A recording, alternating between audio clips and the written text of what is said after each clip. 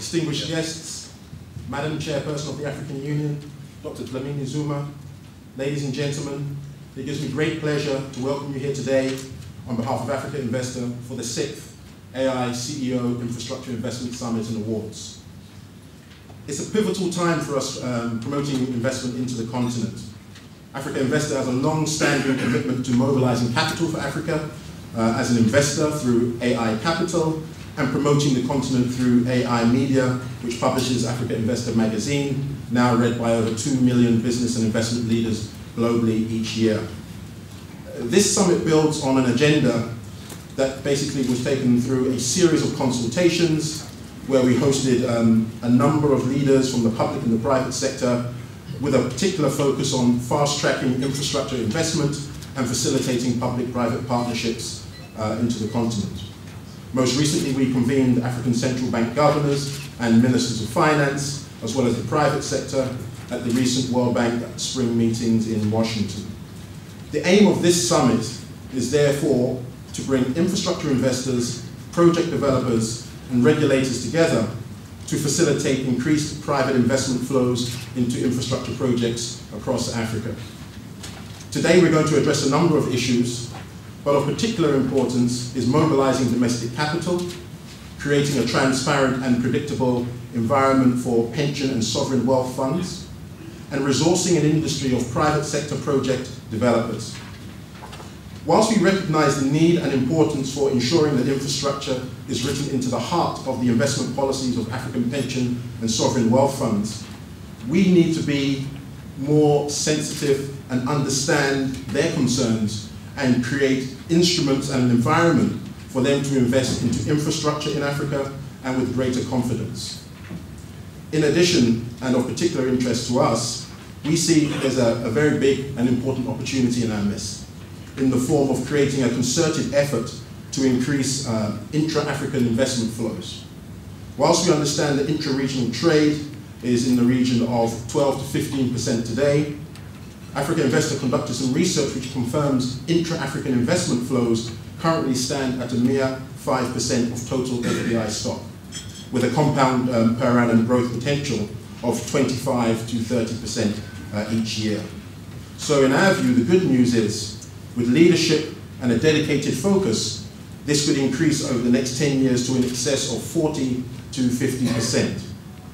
Madam Chairperson, this is an agenda and compact we look forward to pursuing in partnership with the African Union. Likewise, the participation of the private sector and mobilizing significant resources to private sector developer teams to focus on developing skills and projects that have catalytic job creation potential is a serious priority for us. We need to align job creation and skills mapping to known infrastructure project life cycles, especially maintenance phases of a lot of our projects. Distinguished guests, we have 3 core objectives for the day. Firstly, to facilitate partnerships and transactions through our networking opportunities and one-on-one meetings. Secondly, to showcase African investment success stories through the AI Infrastructure Investment Awards. And thirdly, to consult and inform the agenda for the Africa Investor Institutional Investment Summit at the New York Stock Exchange that will be held during the UN General Assembly, and the 5th Strategic Bankers Dialogue that will take place during the World Bank annual meetings in Washington.